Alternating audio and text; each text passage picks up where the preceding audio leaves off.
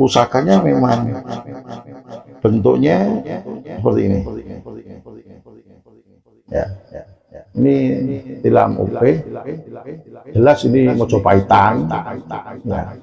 Ini memang itu tidak saya warangi, memang jadi itu menjadi simbol perjuangan. Ya. Mungkin itu Mas. Itu dikasih makan nggak Mas? Nah,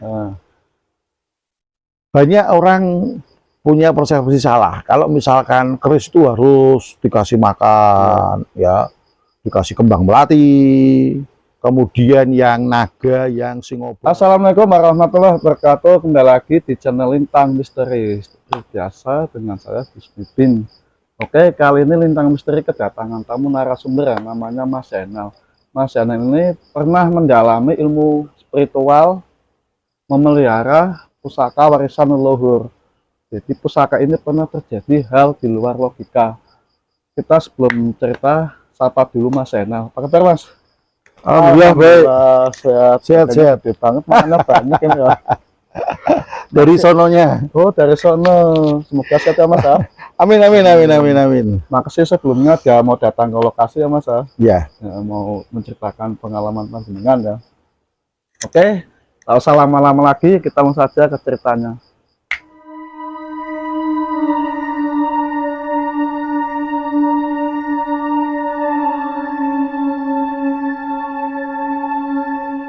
Mas Zainal, gimana sih ceritanya kok bisa nyampe terjadi hal di luar nalar ya? Masa barang pusaka bisa kayak gitu? Coba ceritakan Mas.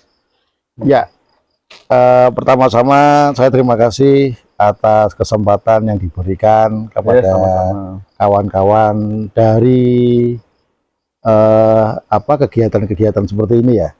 Ya tujuannya pasti positif lah. Tentunya terkait dengan tadi spiritual. Kebetulan saya mendalami pegiat Tosan Aji, Gaman, ya, perkerisan yang ada di Kota Pekalongan dan sekitarnya. Tentunya kita harus mengetahui bahwa keris itu berbeda dengan proses pembuatannya dengan pisau dapur ataupun alat pertanian. Pasti ada sisi spiritualnya, ada puasanya, ada doa, ada mantra, ada sembayangnya. Ya. Berarti nggak sembarangan ya? Betul, ya. Karena tujuannya pasti sang empu membuat Tosan Aji atau keris itu adalah punya maksud tujuan dari si pemesan. Nah, kebetulan keluarga saya, mbah saya, bapak saya orang Tosan Aji ya. Kemudian pada saat bapak sudah tidak ada, pernah keris yang jumlahnya 14 itu saya titipkan kepada kawan saya Pak Haji Fatoni ya, yang ada di Bendan. Kemudian karena beliau juga orang ahli spiritual ya, ahli agama, keris-keris yang jumlahnya 14 itu entah kemana. Artinya ada yang meminta, ada yang punya kepentingan lah, sehingga keris jumlahnya 14 itu cuma tinggal 2, yaitu tilam upeh sama tombak dapur blimbingan. Nah, kemudian atas komunikasi saya dengan kawan saya almarhum Pak Gandhi, udah keris 2 itu, pusaka 2 itu kamu bawa. Saya yakin kedepannya pusaka 2 ini akan memberikan nilai lebih. Ya, artinya akan membawa bandangan-bandangan ataupun menggiring Tosan Aji atau keris-keris yang lain. Dan itu ternyata benar. Jadi keris tilam upe sama tombak itu saya rawat di tahun 2003 itu luar biasa. Gairah untuk mendapatkan Tosan Aji itu sangat mudah. Ya, artinya kalau orang ngomong orang Pekalongan itu kalimat delalai. Delalai itu saya dapat keris itu bagus-bagus. Ya, ada yang hibah, ada yang betul-betul saya mahari apa adanya. Itu bisa sampai jumlahnya itu semakin banyak, ratusan bahkan mungkin sampai ribuan. Itu akhirnya biasa koleksi. Nah tentunya hasrat sampai bisa memelihara seperti itu, ada sisi spiritual ya. Karena dari keris yang awalnya jumlahnya 14 tinggal 2, itu saya diimpeni Mas. Mimpi ya. Saya diimpeni sama orang, kalau lihat ya mungkin kodam, mungkin endangnya, atau mungkin Leluhur. leluhur saya ya, orangnya tua, jenggoten kayak resi lah, bajunya putih kayak orang mau ihram itu. Itu Ulama ya. datang menyerahkan pusaka. Saya pagi-pagi kaget, kok saya ngimpi tentang keris yang di luar dugaan, karena keris saya udah tak buangi semua. Nah, akhirnya dari mimpi itu saya ngejar keris saya yang sisanya yang ada di kawan saya Pak Faton, Pak Haji Fatoni tadi. Dan alhamdulillah akhirnya keris itu punya dampak. Apakah nilai keris itu punya nilai lebih apalagi ya? Salah satunya adalah kejadian kemarin di bulan November 2023 saat kawan-kawan vintage Pekalongan itu mengadakan pameran di Hotel Davam. Saya kebetulan biasanya saya pakai roda 2, saya menggunakan mobil saya. Padahal jaraknya antara rumah dan hotel itu dekat. Dan saya akan cerita sama kawan saya, namanya Mas Anil, dan disaksikan oleh kawan-kawan, ada Pak Ragil Dewan Kesenian Kota, ada Pak Haji Rianto, dan kawan-kawan yang lain. Ternyata saya ada masalah, kunci mobil itu hilang. Kunci mobil kan sekaligus STNK-nya. Ya. Itu tidak saya temukan. Akhirnya saya pakai kunci serep untuk bisa bawa mobil itu. Karena kalau saya tidak bawa mobil, ditakutkan ada orang yang tidak benar membawa mobil saya, kan berarti kan mobil saya hilang. Makanya saya bawa itu mobil. Sampai akhirnya sahabat saya yang saya ajak itu adalah Mas Anil, ya, orang Kauman, dia orang gemstone, ake, dan orang vintage. Itu tak bawa Mas Anil, yuk nyari barang kunci itu. Saya cari di rumah saya Binagria, tidak ketemu itu. Kemudian saya cari di rumah saya yang perumahan Kebulen, tidak ketemu. Kemudian saya balik lagi ke hotel. Setelah balik ke hotel, yuk kita pulang ke rumah Kebulen. Di Kebulen itu saya hanya berpikir bagaimana saya harus menemukan dengan cara yang bisa tidak logis. Ya, saya sababiah usaha. Ya, saya bertawasul, semua karena Allah Ta'ala. Pusaka saya yang tilam UP, ya, pusaka ini, ya, Ya. ya. Saya menggunakan pusaka ini. Pusaka ini saya bawa, ya, saya bawa, kemudian saya tawasuli. Saya bilang sama Mas Anil, Mas Anil, dirimu lihat aja. Nah, kemudian saya masuk kamar sembahyangan saya pakai IO 3, terus ini tak buka. Kemudian biasa ya mulai syahadat, sholawat Nabi, kemudian menggunakan bahasa-bahasa lain lah, kayak Danyang Wasi Semoro Bumi, daerah saya, daerah Kebulen. Nah, toko welas, toko asih marang siraku cermocoran dulu ya kawalasem. Itu saya lafalkan. Kemudian saya khususonkan kepada bapak saya, kepada Mas Gandhi yang dulu menyampaikan pusaka, ya. Saya khususon doa Al-Fatihah. Kemudian saya menggunakan bahasa doa mantra-mantra yang lain yang seperti la ilaha illallah subhanaka inni kuntu minadz dzalimin, kemudian menggunakan urip rasa mansaya urip tanpa amongan urimis tanpa lelengan lahung jumren tan kena ya kodrat Allah ya rohe jabang bayine sing bisa nemokke kunci kula kawelas teko asih-asih marang kula. Niku saya tawasuli dan saya sebut pusaka saya jumenengankan, ya. Kemudian saya kerentekan harus ketemu.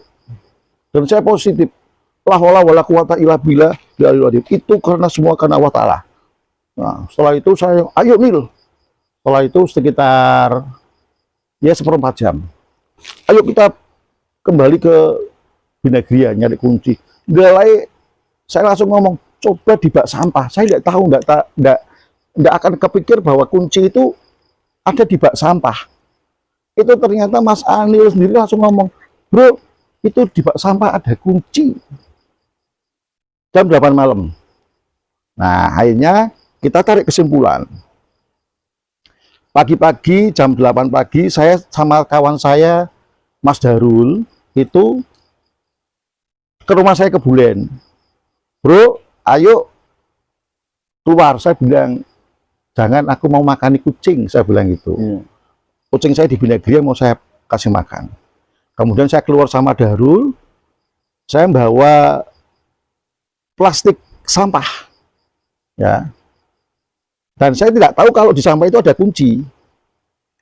Sampah itu tidak saya buang ke rumah saya ke Bulen, malah saya buang ke rumah Binagria. Karena saya memang mau ke Binagria, tak buang di depan rumah Binagria, kan ada bak sampah. Yes. Berarti saya buang antara jam 8:15 Pagi ya? Pagi.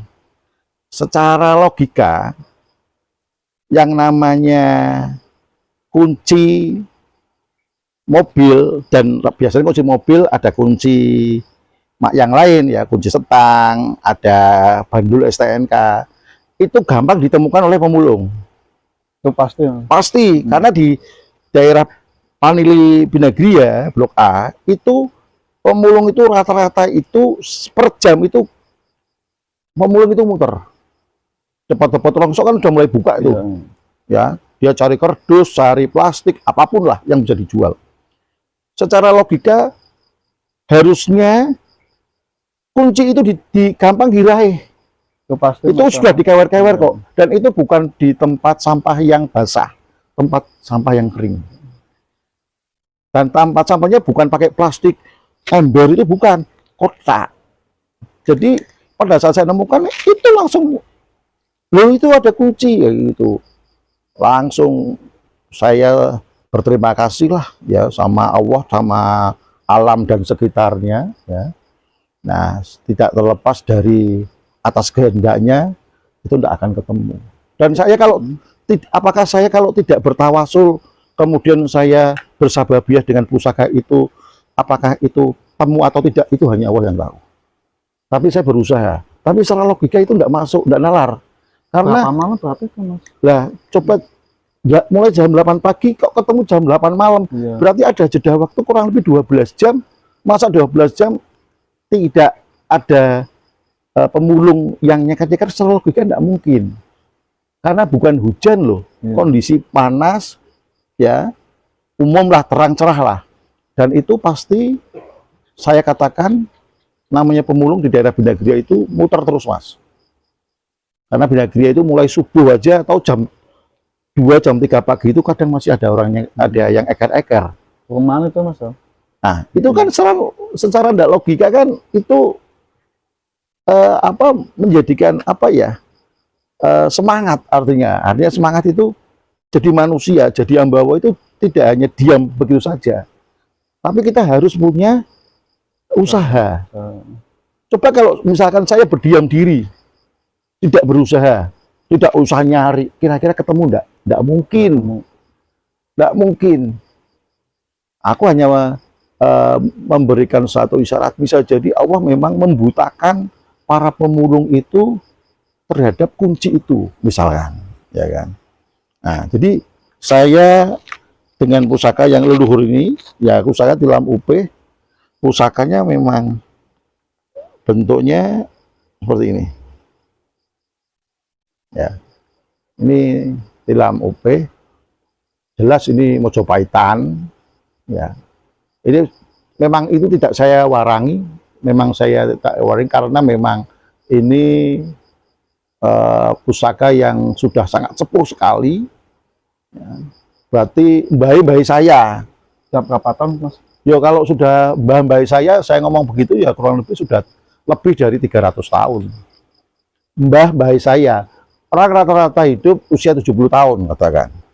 Ya, mbah saya. Berarti bapak saya itu 70 tambah 70 140. Berarti ya sudah dekade 4 tingkat. 4 tingkat mbah saya. Dan Kristi masih ada dan sampai akhirnya turun ke saya. Saya tidak pernah ketemu, tidak pernah kenal, tidak pernah lihat fotonya mbah saya. Saya ngomong aja, saya pernah lihat fotonya mbah saya tidak punya. Tapi kalau fotonya bapak saya tahu masih ada. Tapi kalau mbah saya zaman dulu kan sulit untuk menemukan gambar atau foto. Karena itu sangat sangat mewah pada zaman itu. Foto hitam putih, orang punya, itu sangat mewah. Apalagi zaman 300 tahun yang lalu, mbah saya. Berarti zamannya sebelum kemerdekaan. Zaman Belanda tuh Mas, penjajahan. Ya, bisa jadi sebelumnya.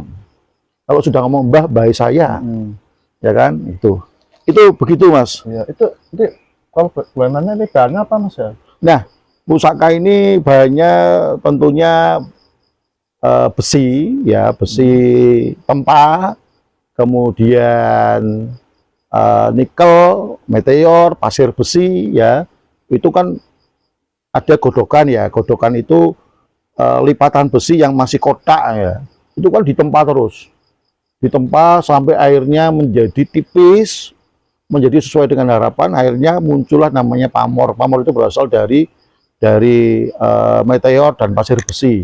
Dan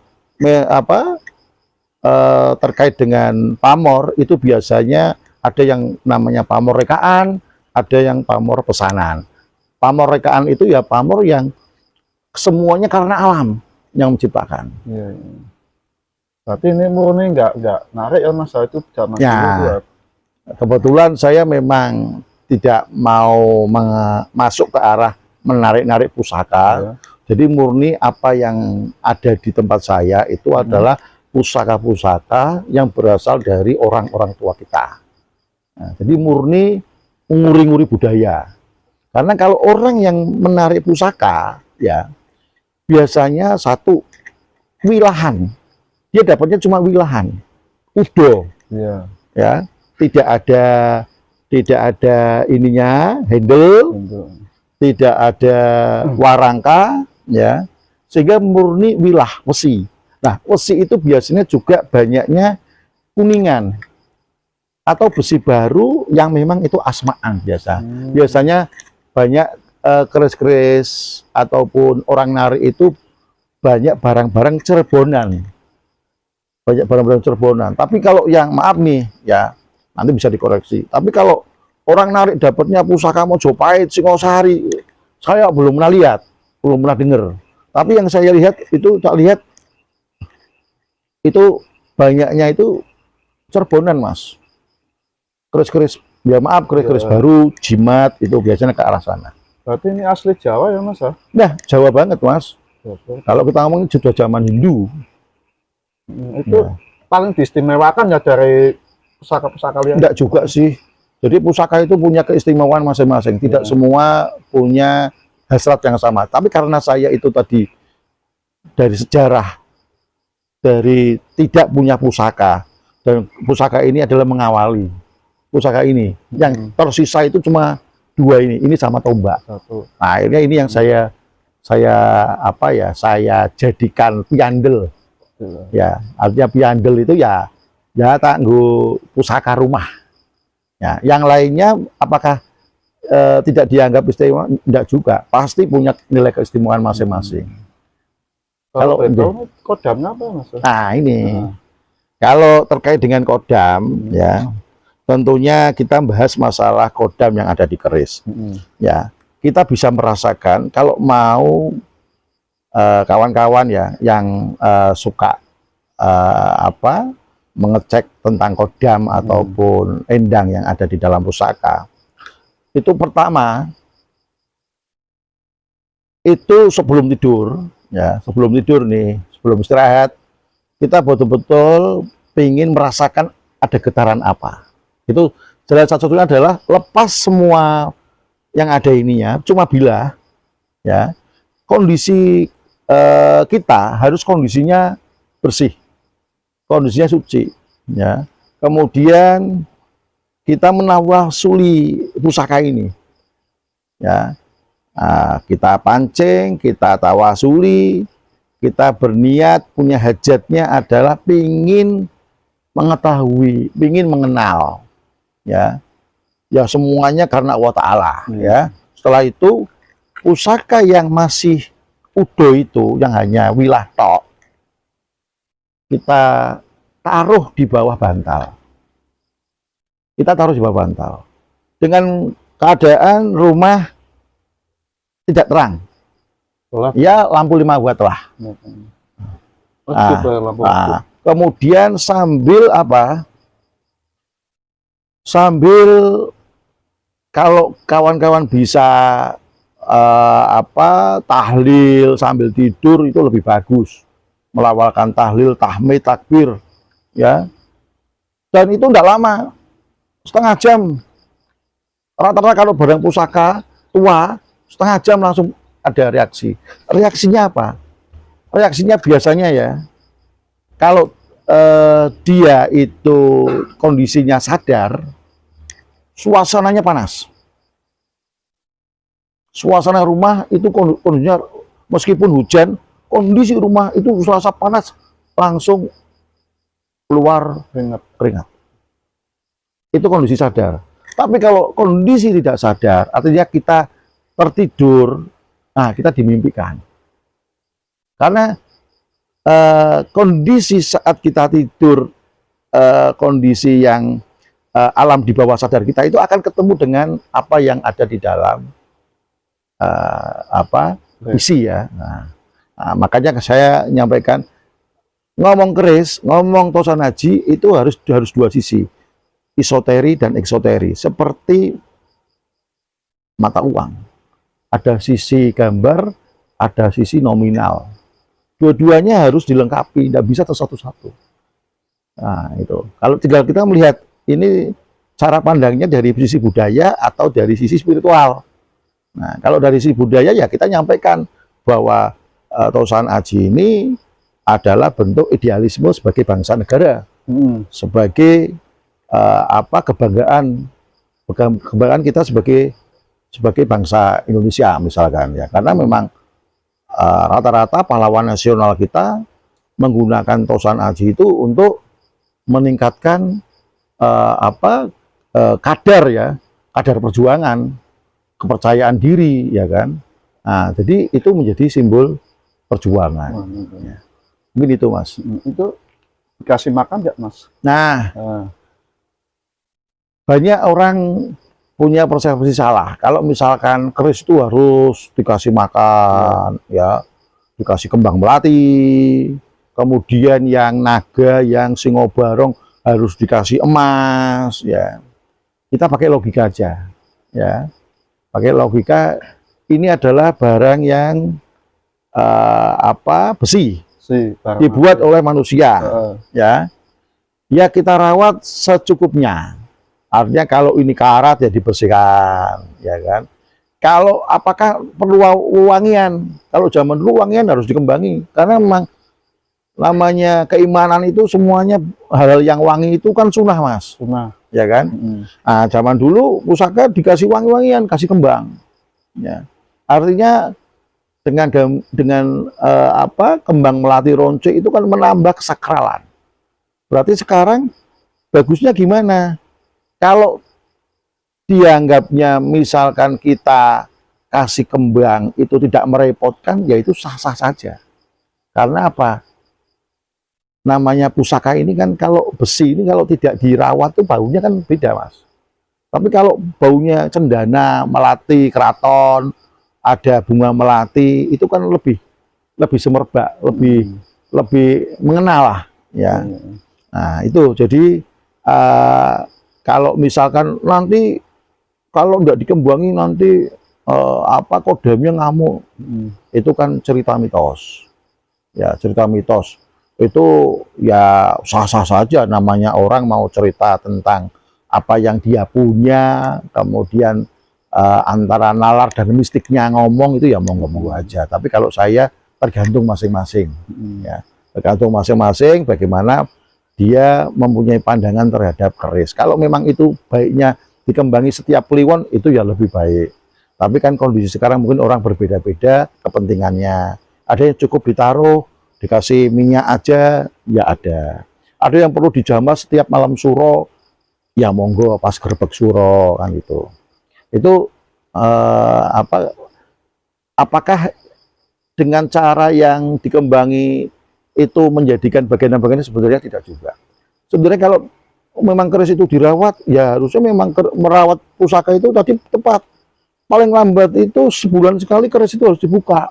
Makanya dikasih kembang, kan gitu. Iya. Kliwon, kan Kliwon, gitu. nah. Biar kita tahu kerisnya ini korosi atau tidak, berkarat atau tidak, rusak enggak, dipangan ngengat enggak kayu-kayunya, kan gitu.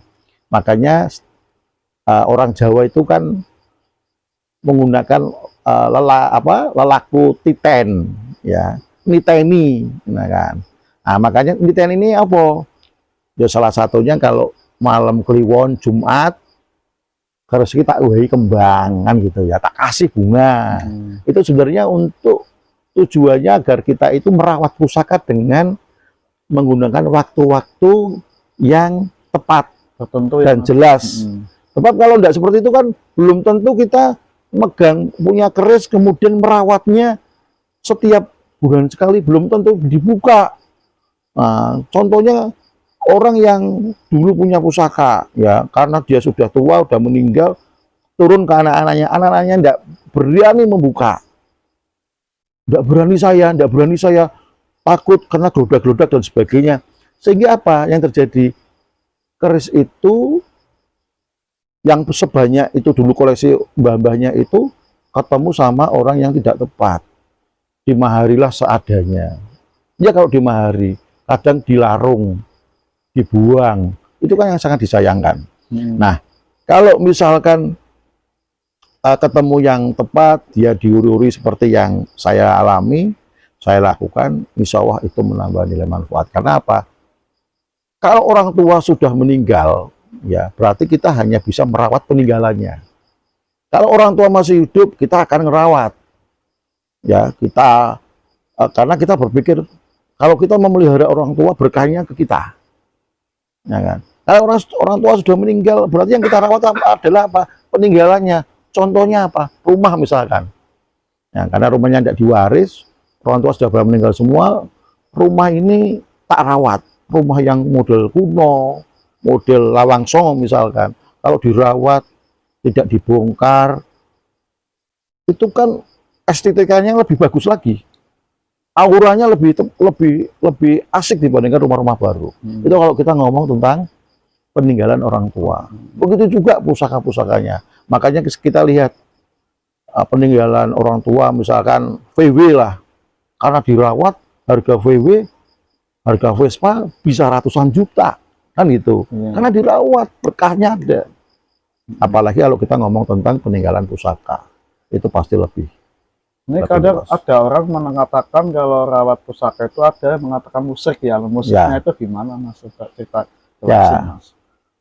Nah, ini memang pandangan orang masing-masing. Iya. Ya. Tapi bagaimanapun, ya namanya Al-Quran sendiri, ya sudah ada itu ayat yang menyebut tentang besi. Surat Al-Hadid, ayatnya berapa? Ayat ke-25 atau apa? Di situ menceritakan bahwa ya Allah itu menciptakan besi itu untuk bermanfaat bagi manusia. Nah, kita nggak lihat Al-Quran turun sekitar abad keberapa. Kemudian zaman besi itu abad keberapa. Itu sinkron enggak? Ternyata sangat sinkron. Al-Quran menurunkan surat tentang besi itu sinkron. Zaman besi sudah ada bagaimana pusaka itu untuk mempertahankan diri. Ya. Kalau zaman sekarang, sangat luar biasa, sangat mengikuti zaman. Karena Al-Quran itu kan musuh zaman. Nah, dengan surat Al-Hadid itu ternyata besi ini bisa untuk membangun jembatan, jalan tol itu. Jadi sangat sinkron sekali, Iya. ya kan? Makanya kebenaran Al-Quran ya kita kembali ya itu tidak bisa dibantahkan. Termasuk dari sudut pandang keris sendiri kan, oh ternyata ada surat tentang besi. Ya. Jadi kembali lagi kalau kita mengimani ya, mengimani segala sesuatunya, ini karena kadar iman orang itu kan, apalagi Islam itu mengetahui ada rukun Islam, ada rukun iman. Ya. Salah satunya adalah percaya kepada hal yang gaib. Gaib kan, ya gaib. Gaib itu berarti kan tidak nalar tuh, tidak bisa dilihat, ya kan.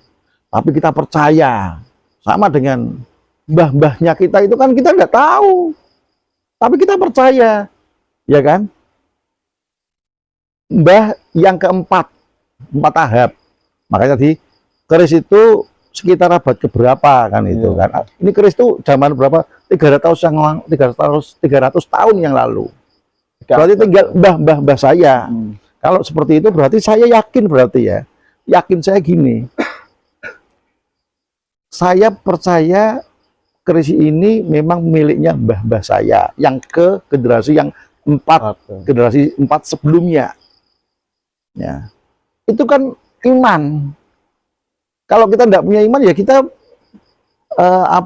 tidak masuk golongan yang tadi percaya kepada gaib. Ya.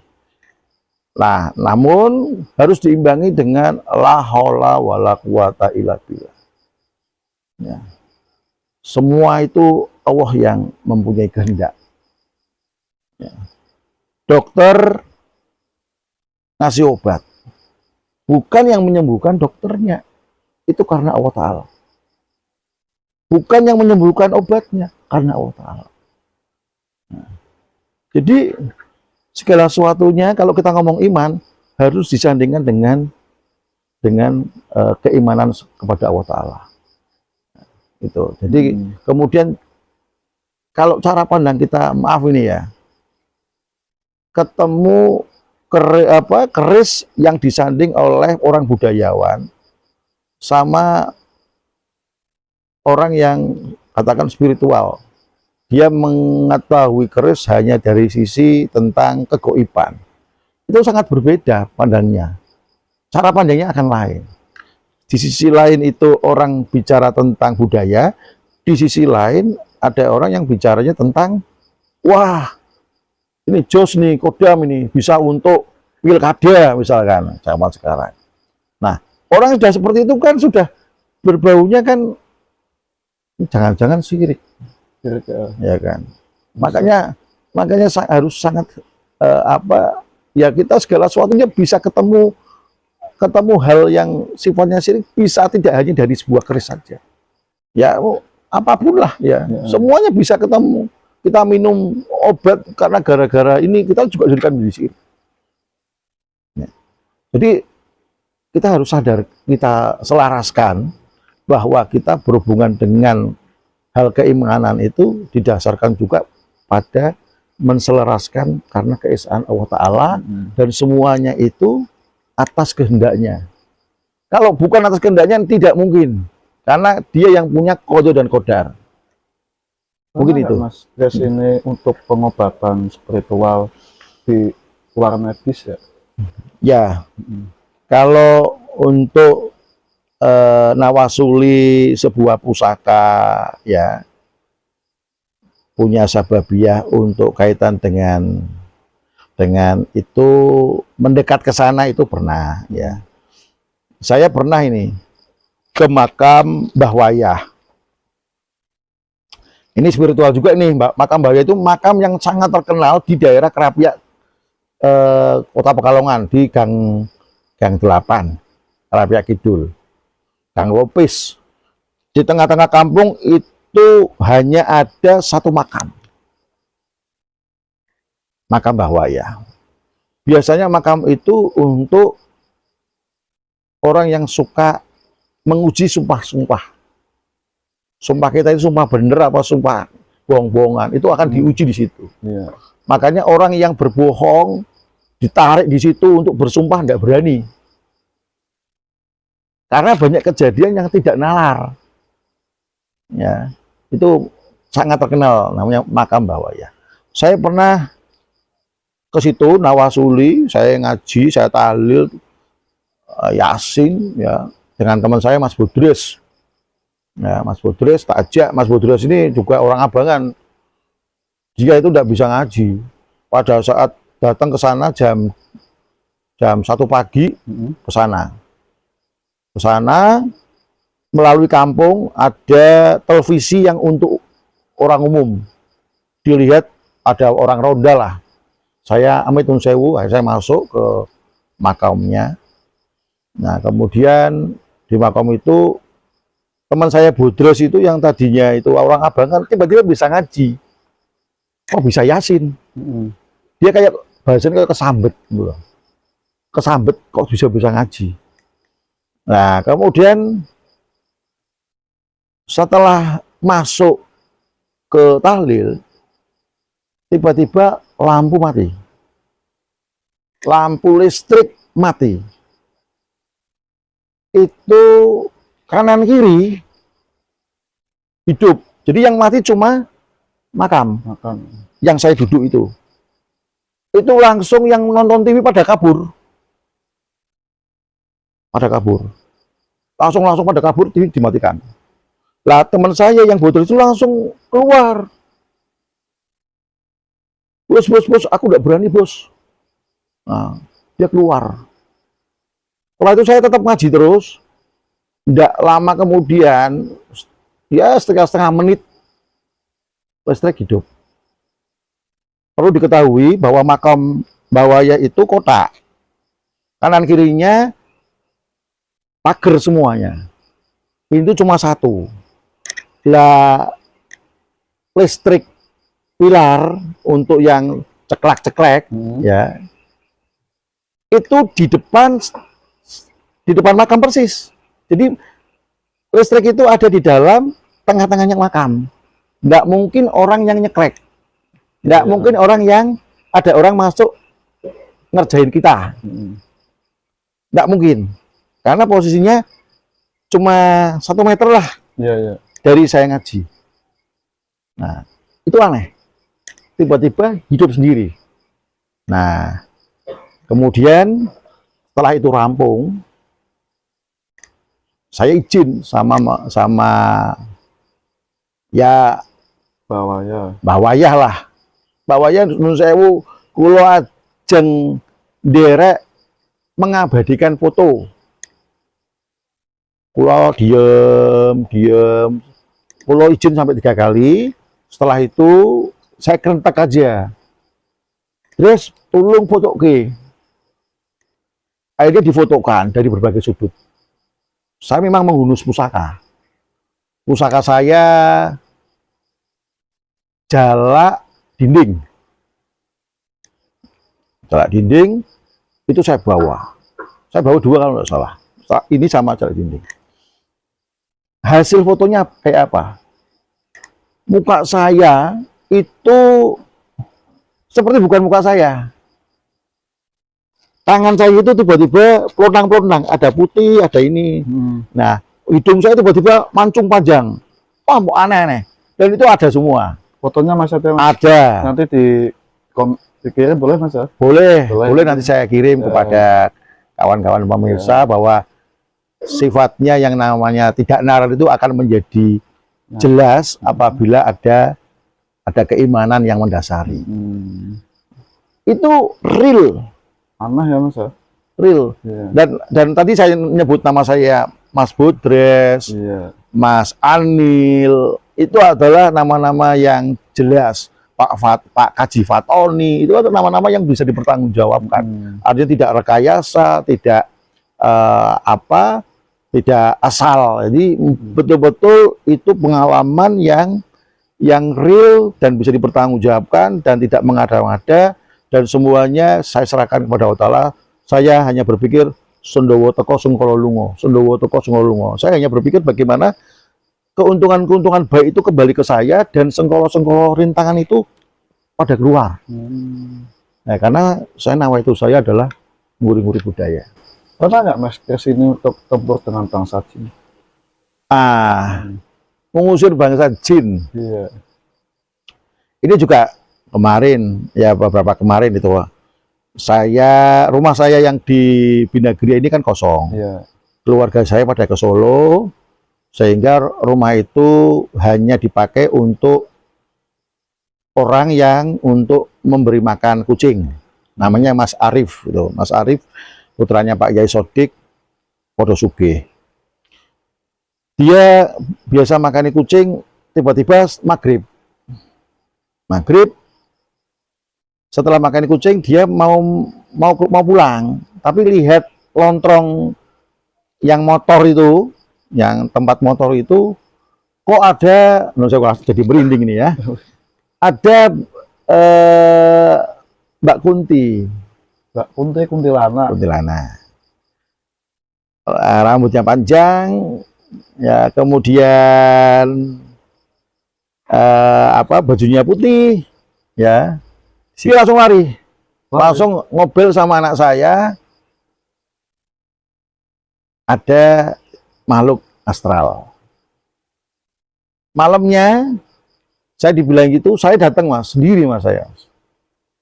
Saya sendiri, saya hanya nekat aja, ini rumah saya. Ini rumah saya beli pakai keringat, ya. Saya menangkan, saya harus menguasai, jangan sampai saya dikuasai. Iya. Saya masuk rumah, ini pusaka sudah tak siapkan, ya. Berapa banyak Mas? Enggak, saya cukup satu aja. Jadi, tapi kerisnya bukan ini, kerisnya HB7 Piton. Jadi kerisnya anak saya yang saya kasihkan pada saat dia menikah. Ya, HB Piton, saya masuk ke dalam lontrong itu, ya, saya tawasul dulu.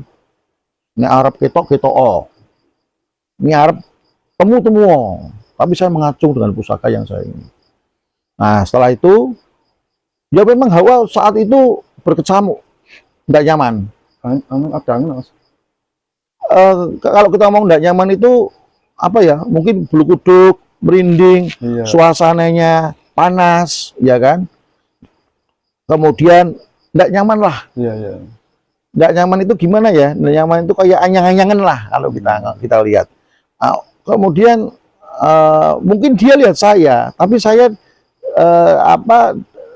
diimani Tuhan untuk tidak melihat dia. Tapi pusaka itu saya acung-acungan. Setelah kejadian itu, saya ngomong sama Mas Arif, ada lagi enggak Mas? Sekarang enggak ada ya Pak. Bapak ngasih apa? Saya tidak ngasih apa-apa. Cuma saya komunikasi batin saja. Nah, kesimpulannya apa? Kesimpulannya bahwa segala sesuatu kita harus punya usaha Mas. Kita harus menang. Kita harus menguasai mereka, jangan sampai kita yang dikuasai. Itu mungkin kuncinya. Banyak kok kejadian-kejadian spiritual yang aneh-aneh di tempat rumah saya juga ada itu. Mas Ipung, Bahasa Iban pada saat dia suka nomor buntut itu, yaitu dia pengen ngetes. Namanya Mas Ipung Saiful Anam, Bahasa Iban, orang Rabia. Itu di rumah saya. Nah, di rumah saya, ya dia pengen menguji dengan kondisi dia mabuk lah ya, menguji, pengen lihat kodam, tapi yang ditemui bukan kodamnya, Mbak Kunti yang muncul, Mbak Kunti lagi. Nah, ini realita seperti ini adalah hal yang tidak terlalu aneh-aneh, biasa-biasa aja lah. Karena kita hidup di dunia ini bersamaan dengan makhluk-makhluk lain. Ya, tapi bagaimana kita menyampaikan salam damai kepada mereka, kita bisa saling melengkapi, ya. Saling melengkapi itu sifatnya banyak itu, sangat luas saling melengkapi. Jangan saling bermusuhan, ya kan. Kecuali kalau memang bangsa-bangsa yang harus dimusuhi, ya, yang membuat kita malas, yang membuat kita tidak menghasilkan kontribusi positif. Nah, ini ada bangsa apa yang mengganggu kita, ya ini harus kita musuhi. Tapi kalau itu membawa dampak baik, monggo silakan. Iya. Maaf nih Mas, sebelumnya ya, pernah nggak Mas jenengan kepepet diajak punya uang nih pasar pun terus lewat pelantaran cash untuk menggandakan uang, pernah Mas? Iya. Kalau untuk menggandakan, saya belum pernah. Iya. Tapi kalau saya, nah ini saya sampai uang saya itu dipinjam saya, teman saya itu 6 juta Mas. Iya. Tahun 2012. Saya sebut namanya Pak Mustaqim. Tahun 2012 diutang, dikemplang. Gak bayar. Ini 2024. Kemarin baru bayar Mas. Itu saya ya tawasuli terus. Saya, ya Allah, ya Tuhanku, tolong buktikan kebesaran-Mu, buka hatinya beliau untuk mengembalikan. Saya WA. Yo Mas, nanti tak transfer. Transfer beneran. Cash. Nggak ada bijaksanaannya Mas. Saya tidak ngomong, saya hanya ngomong gini. Iya. Kalau tahun 2012 duit 6 juta, mungkin zaman segitu emas regoni 500.000. Saya bisa menyampaikan, saya bayarnya pakai dengan emas, standar emas. Tapi saya tidak mau, tidak usah. Dibalik itu alhamdulillah. Karena sebelum dikembalikan pun saya sudah dapat rezeki-rezeki dari Allah Ta'ala semua. Rezeki kesehatan, rezeki pekerjaan, rezeki bonus misalkan, rezeki anak istri sehat, itu kan luar biasa. Nah, akhirnya itu betul-betul dikembalikan meskipun bertahap. Tapi saya hanya ngomong itu secara logika. Kalau 2012 nggak ada jaminan, nggak ada bukti otentik dia hutangnya berapa. Secara logika yang dia, alah, temu ya tahu, nah, temu aja nggak pernah, mending ngemplang aja. Tapi ternyata Allah membukakan hatinya. Saya nawasuli menggunakan pusaka ini. Lantarannya Mas. Ya kita nawasul aja lah. Semuanya Allah Ta'ala yang menghendaki. Itu. Kalau betul Masnya sekarang usahanya apa Mas selain Ya, Mas? saya kebetulan pensiunan dari salah satu bank anak BUMN ya. Saya ngambil pensiun dini, saya sekarang menggeluti, ini saya masukkan aja Mas ya. Iya, monggo Mas. Baik, saya menggeluti berbagai pekerjaan, salah satunya adalah terkait dengan UMKM ya, UMKM, kebudayaan, kemudian pendampingan terhadap hal-hal permasalahan masyarakat ya. Iya. Kemudian selain itu ya saya yang untuk hariannya ya bagaimana saya bisa kerjasama dengan orang lain, saya mendapat hasil tiap bulan lah ya dari usaha yang dikelola oleh kawan saya. Yang penting halal ya Mas ya. Insya Allah halal. Halal ya. Halal dan toyib. Ya. Tuh, Ada selain Mas seperti naga runting itu gimana Mas? Ya, jadi keris-keris sebangsa naga, sebangsa hewan ya, Singo Barong itu adalah keris-keris zaman-zaman Hindu. Karena zaman-zaman Mataram Islam itu tidak mengenal keris yang berwujud hewan. Ya. Karena zaman Islam kan sudah berubah, adanya asimilasi budaya dengan Islam, itu akhirnya keris itu mengikuti. Nah, keris Naga Runting, Naga Sosro, Naga Siluman ya. Nah, itu filosofinya adalah terkait dengan power ya, artinya power bagi seseorang, kekuasaan ataupun juga pemangku. Misalkan orang yang mempunyai keris Singo Barong itu mesti orang-orang pejabat. Ya, karena apa? Filosofi singo itu kan raja. Raja singa. Ya kan, raja hutan, bukan raja singa. Jadi hutan itu yang menguasai adalah singa. Macan. Nah, itu. Nah, hanya filosofinya ke arah itu. Ya. Namanya Singo Barong. Barong itu ya karena dulu itu kan kesenian barong itu kan modelnya kan kayak zaman Cina itu kilin ya. Kilin itu kan perpaduan antara singa dan naga. Nah, barongnya itu yang kepanjangannya, misalnya sayapnya ya, seperti itu. Nah, akhirnya biar tidak memunculkan emosi pemarah dan sebagainya, itu disumbel pakai emas sebagai pemanis. Karena yang punya keris Singo Barong naga itu kan biasanya hawanya hawa panas, Mas. Hawa panas itu ya pemarah, akhirnya menjadi ditakuti orang, ya kan? Kuasaan. Kan untuk arah itu. Nah, akhirnya untuk menjadi agar itu tidak murka, ya akhirnya keris-keris yang naga, yang singa itu dikasih intan, dikasih emas. Itu bukan dipakani, Mas. Nah, karena kita salah ya. Kalau kita punya keris naga, keris Singo Barong, itu harus dikasih makan emas atau nah, itu sebenarnya itu kan apa ya, itu teknik strategi orang terhadap keris itu sendiri. Sebenarnya itu hanya untuk pemanis saja. Kemudian apakah itu emasnya berkurang nilainya? Ya pasti, karena emas ini kan kayak intan disumpel dengan besi tempa, ada arseniknya. Kenapa ada arseniknya? Karena kan keris itu kan dijamas. Dijamas itu kan menggunakan racun. Ya. Nah, itu kan berkolaborasi dengan emas, kan emasnya kan semakin berkurang. Secara alamiah, kita logis ya. Nah, bukan itu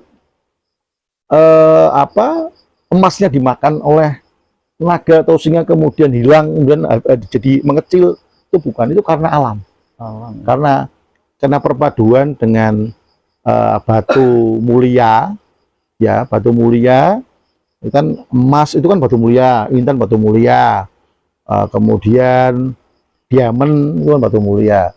Nah, senyawanya itu bersambungan dengan besi tempaan, arsenik, nikel.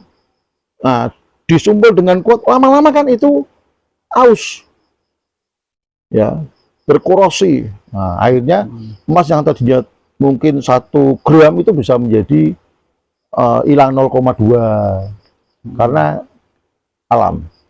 Dari cerita orang-orang masyarakat itu, kalau Krisna Garutnya nggak dikasih makan, katanya makan orang yang punya, Mas. Jadi tumbal, itu benar nggak? Ini adalah mitos. Ya. Jadi menurut saya hal seperti itu ya kita dengarkan, tapi bukan berarti kita jadikan sebuah catatan kemudian kita ajarkan. Itu nanti malah kita mengajarkan hal-hal yang kurang tepat kepada anak-anak kita. Berarti sebenarnya nggak ada ya, Mas, kayak itu? Nggak ada ya. Dan inilah kisah dari cerita Mas Yana. Sebenarnya makasih ya, Mas ya. Terima kasih. Terima kasih. Ya, sama-sama. Boleh pegang Krisna, Mas? Monggo.